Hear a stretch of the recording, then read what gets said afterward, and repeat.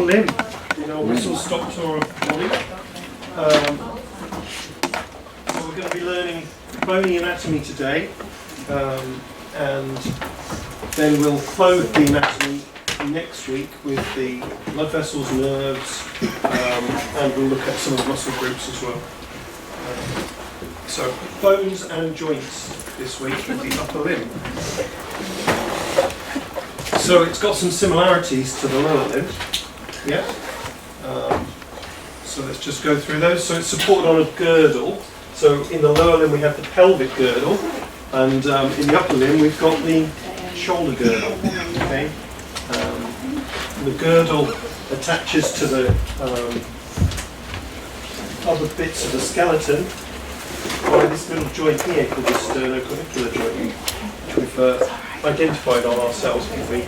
So that's the only bone-to-bone attachment of the entire upper limb on the skeleton. Okay, not in the ones that we have in the lab, because they've all got screws and bolts attaching them to the upper limb, but we haven't got that. So the sternoclavicular joint is the only bone-to-bone connection with the upper limb. The rest of it is attached to the trunk through muscular attachments of the scapula.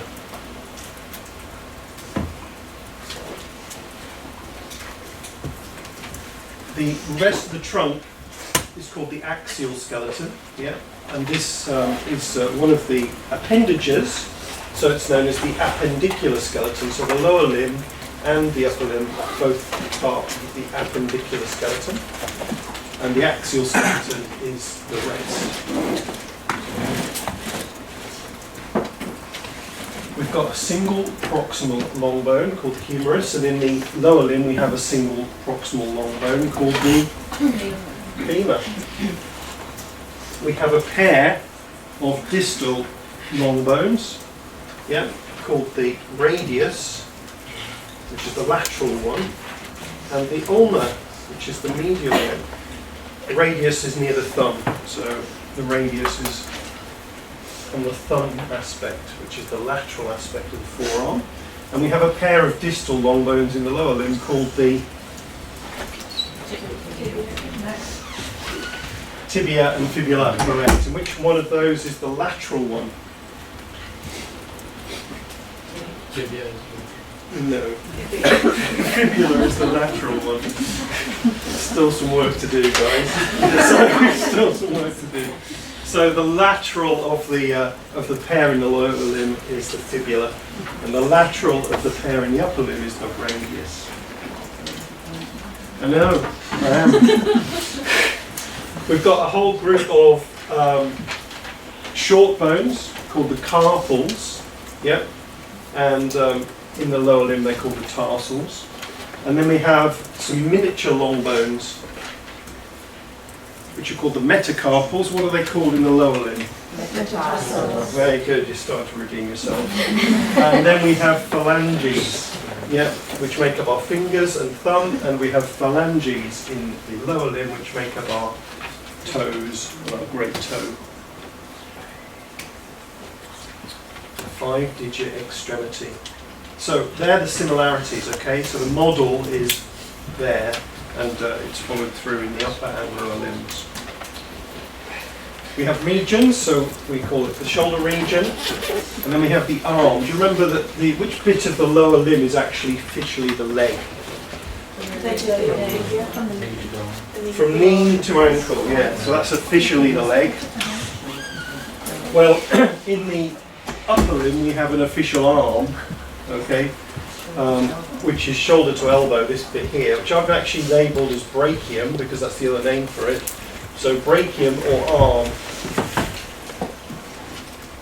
But much as in the lower limb, when someone refers to the leg, people might be either being very specifically accurate anatomically, or they might just be being silly. And similarly here, if someone says X-ray arm, theoretically they are correct in referring to this part, but the likelihood is that they're just being vague and including the whole of the upper limb. So brachium or arm, and then we have the forearm or antebrachium. So if I was going to stick with the Greek, I could call it antebrachium instead of forearm. Some books might put that down. Or when you actually, a lot of the very good free anatomical diagrams available to you are available via out of copyright books, out of copyright books, which will be, I think, by definition over 70 years old.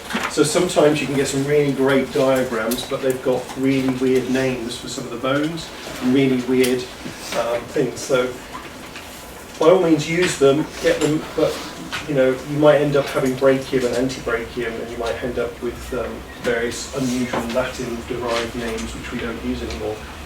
And then we've got the hand, which includes the wrist. The hand region includes the wrist.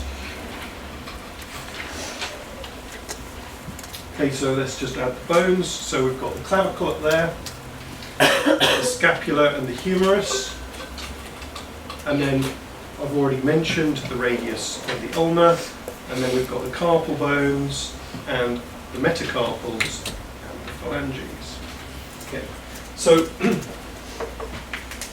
this side of the forearm is called the lateral aspect, okay, but it's also known as the radial aspect because of the radius.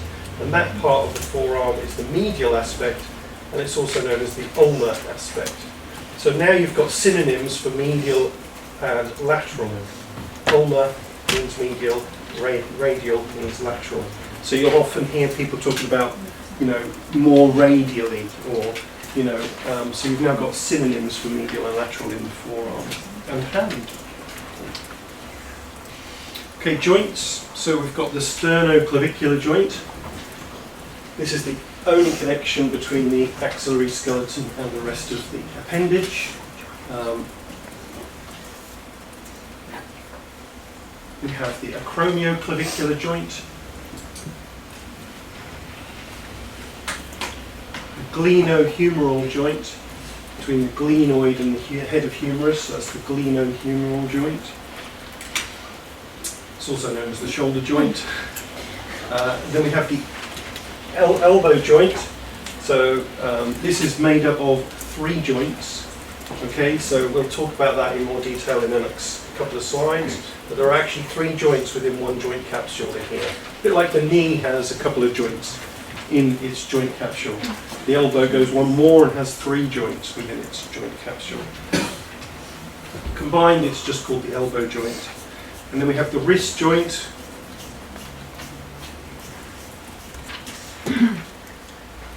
Just go a little bit closer. So here we've got the metacarpophalangeal joints, the MCPs. So because metacarpophalangeal is easy for me to say, but maybe not so easy for you to say at the moment because you haven't practiced it, bit of a tongue twister. Most people call it the MCP joints. And then you've got the interphalangeals. And you've got the proximal interphalangeal joint and the intermediate interphalangeal joint and the distal interphalangeal joint, which are called PIPs and DIPs. We'll come on to that in another slide. Okay, so the girdle that holds the appendage to the trunk is called the pectoral girdle, or the shoulder girdle, because we love more than one name for everything in anatomy, don't we? It just makes life so easy.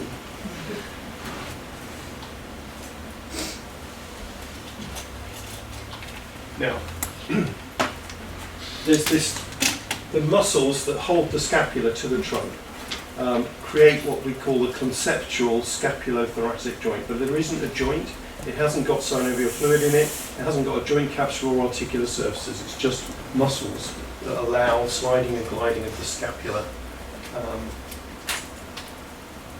We can have both rotation of the scapula and we can have translation of the scapula. Great. So, thanks very much. So, when one stands here, we can feel the medial border of scapula, and we can feel the scapula, the spine of scapula coming out to the acromion. Okay, like so. So that's the inferior angle, that's the spine of scapula, and that's the medial border. Can't feel the lateral border. That's pretty much all I can feel. So that's at rest, and we've got a pretty vertical scapular border. So we can rotate and we can translate. So first thing I'm going to ask you to do is to put your backs of your hands on your hips, please. Backs of hands, thank you. And everybody does that. So that's fine. And now if you protract your shoulders for me. So push forward. So what's happened there is we've now got the medial border is still vertical. Can you push them even further? Yeah, so that's as far as you can go. So the medial border is now still vertical, but it's moved. If you relax, it's moving about an inch or maybe an inch and a half. Okay. Now if we relax your arm, and now if you put your hand gradually, abduct your hand, abduct your arm until it goes above your head. Keep going, keep going, keep going, keep going, keep going. And now we've got rotation. Yeah. So we've got rotation of that medial border now. We haven't got the sternoclavicular joint. Allows abduction, adduction, and flexion and extension effectively, but they're called elevation and depression and pronation and supination. Yeah, so you've got pronation to supination going forward and back. You've got elevation and depression going up and down. So it allows those movements, and if you combine those movements, then you get almost an arc. But that arc isn't a smooth arc. Yeah, you can sort of feel a little click as you go around in that arc. If you try and circumscribe a circle, that's what it's called, circumscribing. So if you circumscribe a circle with the point of your shoulder, yeah, going like that, A, you look quite effeminate, and B, it makes a little bit of a clicking noise, you know, or it can make you feel a little bit like a clicking noise. So it isn't a smooth movement like you would get at a ball and socket joint. It doesn't really allow rotation. So the end of the clavicle doesn't really turn, it stays in the same plane even though we're going round, whereas with a ball and socket joint we would get rotation movement as well, so we'd actually be able to turn the end of the clavicle. So this is called a synovial saddle joint rather than a synovial ball and socket joint, because it doesn't allow rotation. It's a bit of a weird thing that the actual name of the clavicle is key. It derives from the word key in Latin, the turning of a key. So a bit of a weird one, but you can't actually turn it. So although it's named turn of the key, it isn't. You can't. The clavicle never rotates. That's the point, because of this synovial saddle joint.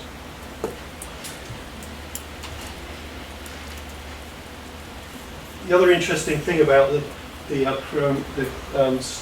sternoclavicular joint is that whereas normal synovial joints have a bone with a bit of hyaline cartilage on, do you remember that white stuff that we saw in the picture? So normal joints would have the bone with a bit of white cartilage, hyaline cartilage on it, and then another bone with a bit of white cartilage on it. This joint's a bit different.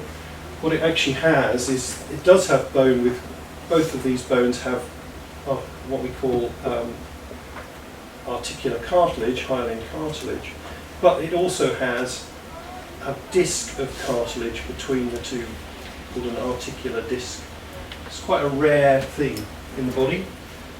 So effectively it's cartilage to cartilage and then cartilage to cartilage. So there's this extra cushioning articular disc within the joint. Fairly rare. This is called the manubrium sterni, which is the upper portion of the manubrium of the sternum.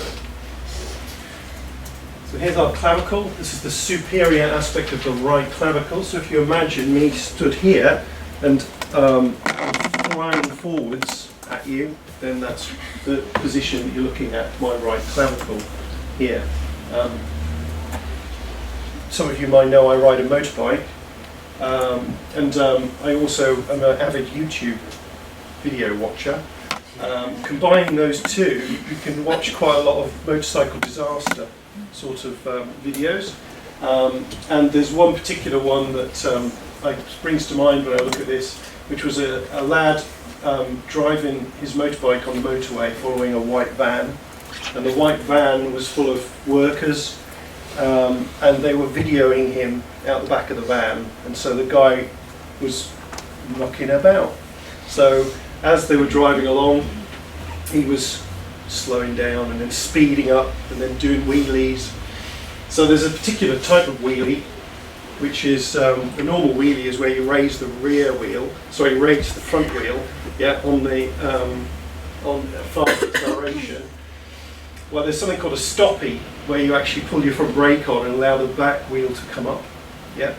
So this guy happened to be doing these tricks while being videoed from the back of this van, and then of course there must have been some problem with the traffic, further up. So the van slammed its brakes on just as he was doing the stoppie, and so he ended up flying into the back of the van. So you just see him coming straight at the camera, just like that. So if you imagine that's his clavicle coming forward right now.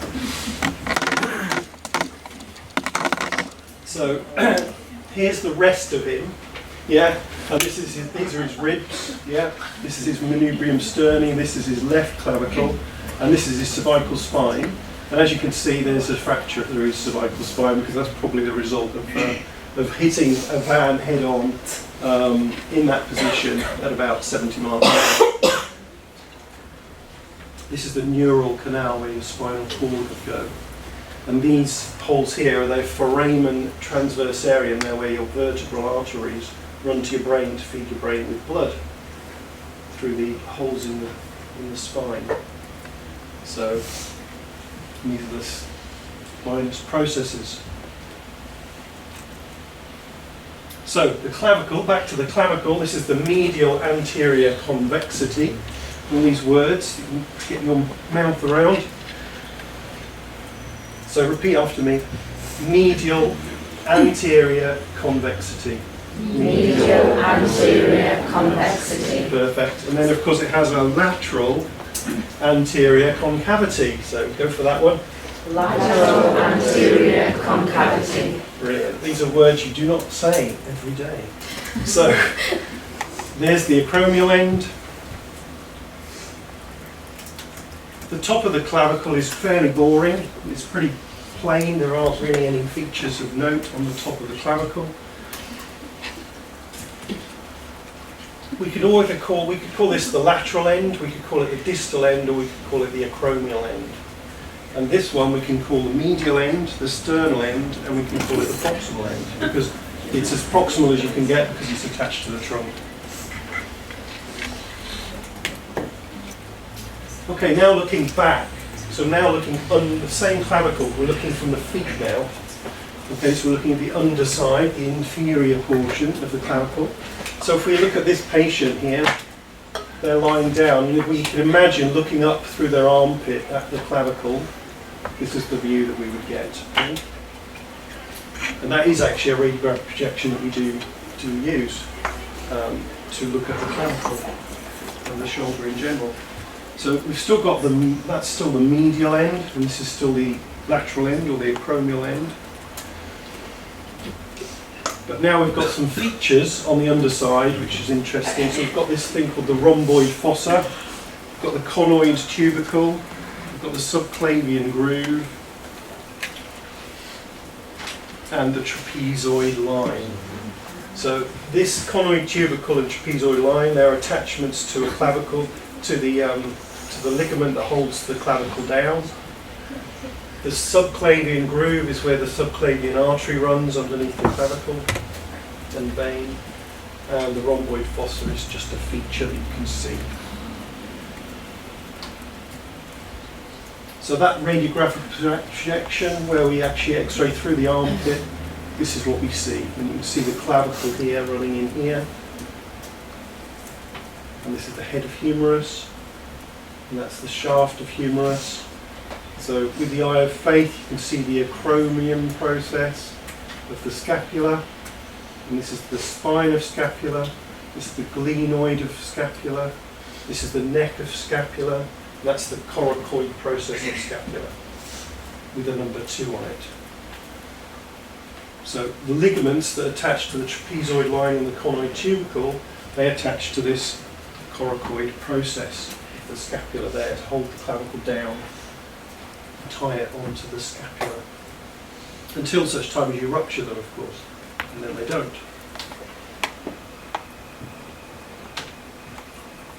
Okay. The acromioclavicular joint is a simple gliding and sliding joint, so it has very little movement, but it just allows a little bit of flexibility. So the end of the clavicle can slide and glide on the acromion. These are those ligaments I was talking about, the coracoid process of scapula. These are the ligaments that attach to the conoid tubercle and the trapezoid line, the clavicle there. And there are ligaments that hold the clavicle to the acromion called acromioclavicular ligaments. So the scapula is a triangular shape. This is the right scapula, this is the lateral, and that's the medial. Do you remember that medial line we saw on our model? That's the glenoid, that's the acromion, that's the coracoid, this is the superior angle, that's the inferior angle, this is the lateral border, that's the medial border. Yeah, so lots and lots of. Think about the three borders because it's a triangle. This is where it sits on a chest X-ray. As we've tried to translate it as much as we can by moving it out of the way, you'll tend to see the inferior angle at the lower end of the seventh rib.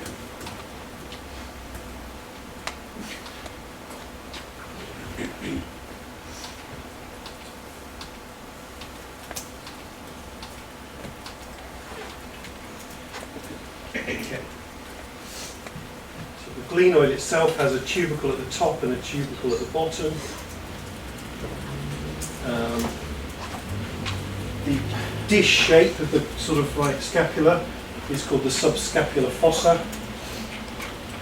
And there's just the scapular notch up there, which is a distinctive feature. When you actually look at real bones, the bones that you have are plastic models, okay? And now when you look at a real scapula, the blade of the scapula can be so thin you can actually read book print through it on a dried scapula. Yeah, it's incredibly thin, and you could easily, if you had a dried out scapula, you could easily just push your thumb through this, which is one of the reasons we don't have them, of course, because they deteriorate. So the bone that you've got, and this probably goes for a lot, the bones that you have are much more chunky than the real life thing. Effectively, certainly for the scapula, because it wouldn't be practical to make them that thin and give them to you because you'd break them. So,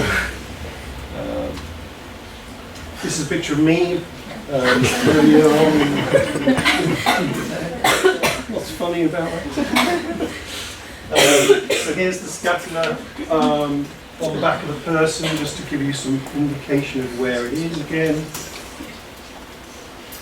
On the posterior aspect, we've got the spine of scapula, the acromion.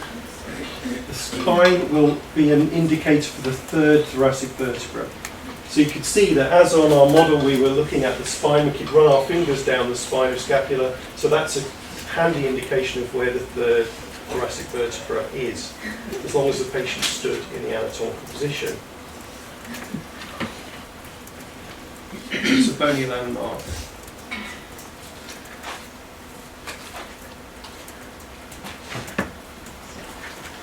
So above the spine we call this the supraspinous fossa, and below the spine we call it the infraspinous fossa. But there's not many features on the back of the scapula to remember.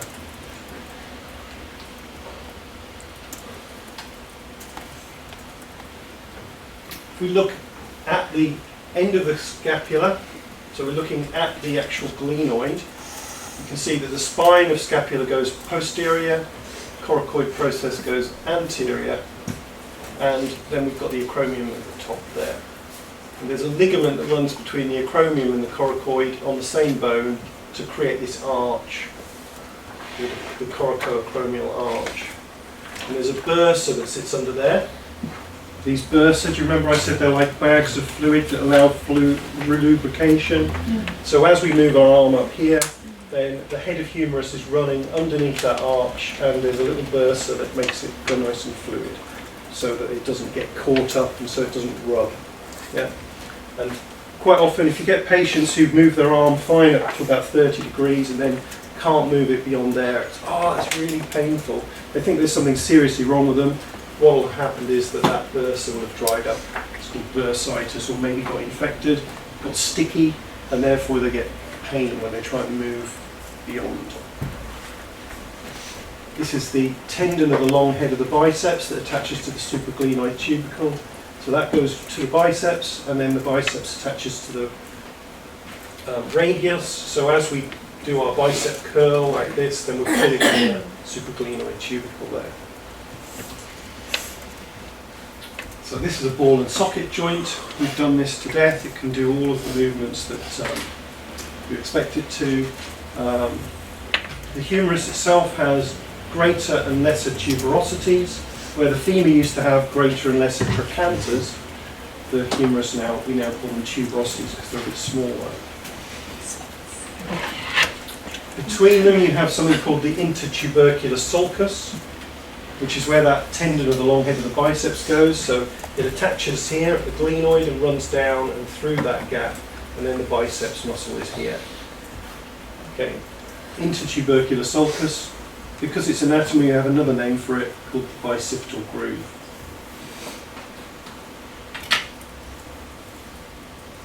Because we want to be able to abduct our arm really far, we get a large articular capsule which sort of folds up underneath your arm, underneath in your armpit when you've got your arm adducted, so that allows you to abduct.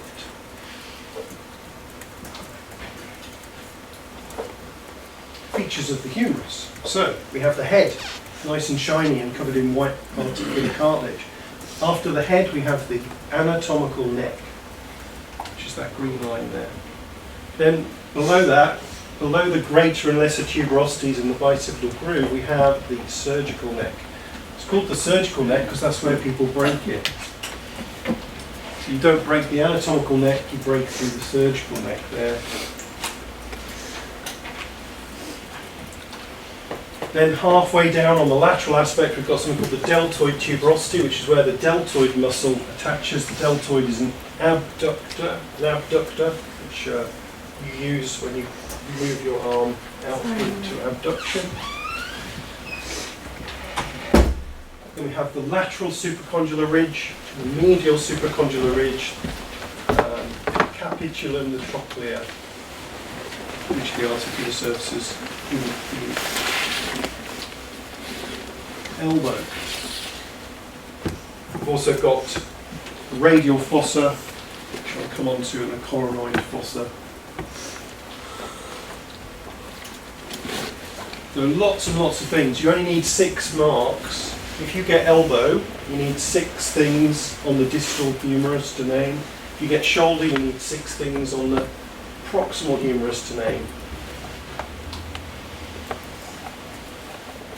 That's a radiograph there showing you the elbow. That's a radiograph there showing you the shoulder. We're going to be doing radiographic anatomy in the practical this afternoon. So when you look at the humerus, you'll notice that in the mid-shaft it's round. Round things, when you try to bend them, are very strong. Yeah? So scaffold poles, they're made round for a reason because they're very strong. Yeah. When we get to the distal part of the humerus, then it becomes flattened. It looks almost like someone's put it through a mangle and smooth, compressed its end. And so it's not as strong, front to back. It's very strong side to side, but not as strong front to back. In this case, mid-shaft, it's strong all the way around. So this is where a lot of fractures occur, especially in children. So that's this bit here, the supracondylar ridge, and so we call them supracondylar fractures, where the humerus flattens out. That's where it's likely to fracture. Looking at the right humerus posteriorly, we've got the trochlea and capitulum, so I've just turned it around from the previous drawing, so the capitulum's now there. Yeah, so this is the lateral aspect, this is the medial aspect.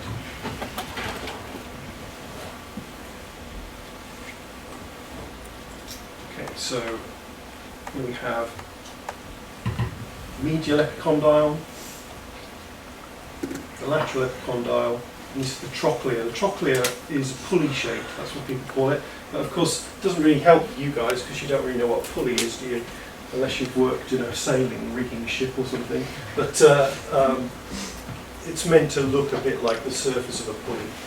And the capitulum is a round golf ball-like structure.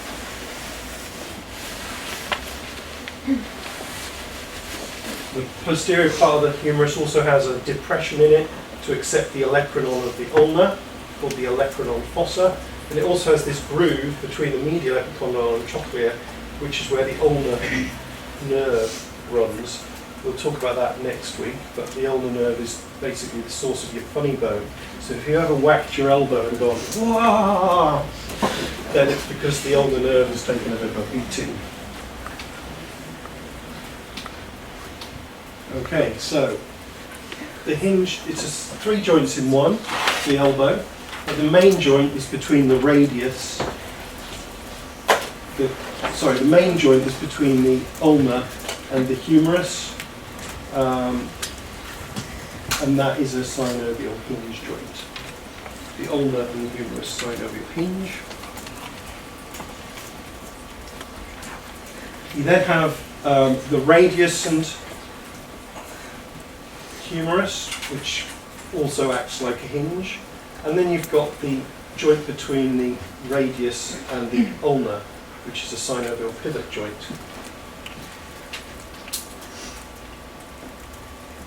This annular ligament is interesting. The radius is firmly attached to the wrist where the ulna isn't so much. So the weight from the wrist gets transferred along the radius and it comes to the elbow here. Now, the ulna is very firmly attached to the humerus, but the radius is just quite loosely attached. And there's this little ligament that is called an annular ligament, because annular means ring-like. So it's like a ring that goes all the way around the neck of the radius and holds the head in place. So the head is a little bit larger than the neck, so the head is difficult to pull through this ring structure here. But in young children, have you ever been tempted with little Johnny, between the two of you, any parent here, to sort of like swing them? Yeah? Or maybe you've got one of those children who, like my son, who decides he doesn't want to walk anymore, so you're holding his arm and decides he doesn't want to walk anymore, so he just collapses, yeah, and screams and sort of like moans, and you have to sort of like suddenly have to pick him up. Well, what can happen is the pull force on the radius can pull the head of radius out from underneath this ligament. It's called a pulled elbow. Yeah. And so that can be relocated, it can be put back in, but you'd need to have an X-ray, take them to casualty, take an X-ray, see if they've broken anything. If they haven't broken anything, then it could be pushed back in.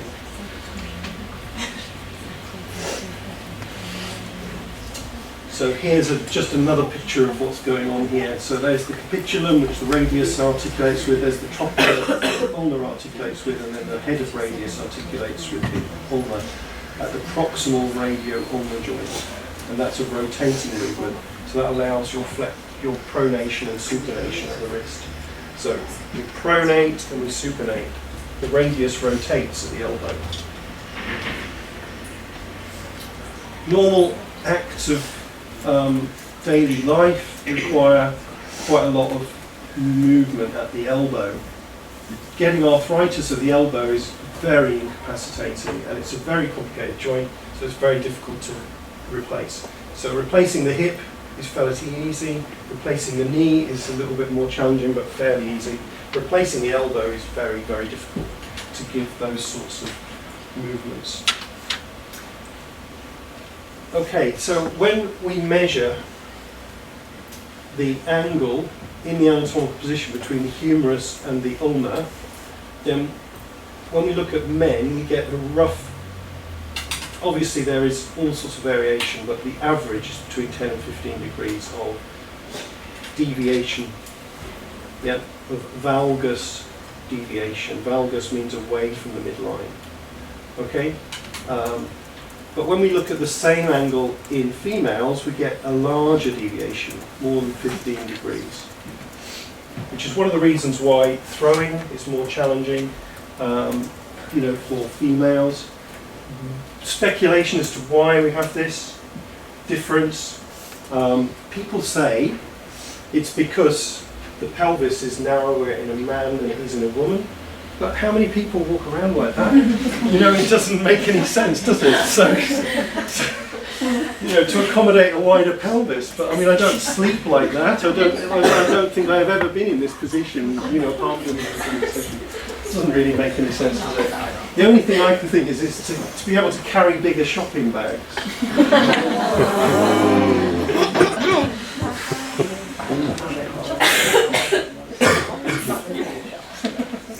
But I have no idea what the real supposed advantage is.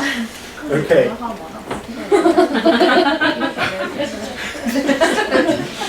Okay, so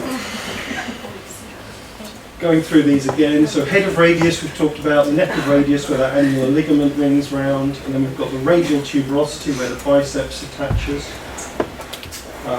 And then down here we've got the radial styloid, which is meant to be sort of a bit pokey out and pointy, but it's pretty poorly named, to be honest. There isn't really much of a point on the radial styloid. And then we have the ulnar styloid, which is correctly named and does look like a sharp point. And then we have the head of ulnar, and the coronoid process, as opposed to the coracoid in the scapula. This one's got an N in it. It's one of 3 coronoid processes in the body, unfortunately, but this one is one of them. We also have the trochlear notch and the olecranon process. So again, if you're looking to get maximum marks in your practical, then you need to be able to, if you're doing the elbow, you need to be able to name these, and if you're doing the wrist, you need to be able to name these. So this pronation and supination is the rotation at the elbow of the radial head rotating, and the ulnar head staying still, and the radius moving over the top of the ulnar head, which stays still. So we have a proximal radial ulnar joint, and we have a syndesmosis, which is an interosseous membrane between the 2 bones holding them together, which we had between the tibia and the fibula, and then we have the distal radial ulnar joint. Both of these are synovial pivot joints. They only allow rotation, they don't allow anything else, and they're moving in the axial plane. So here's an MRI. Here's the ulna. That's the ulnar styloid. This is the head of ulna. This is the radius. So this is an MRI scan of the wrist looking from the fingers up. Okay? That's in supination.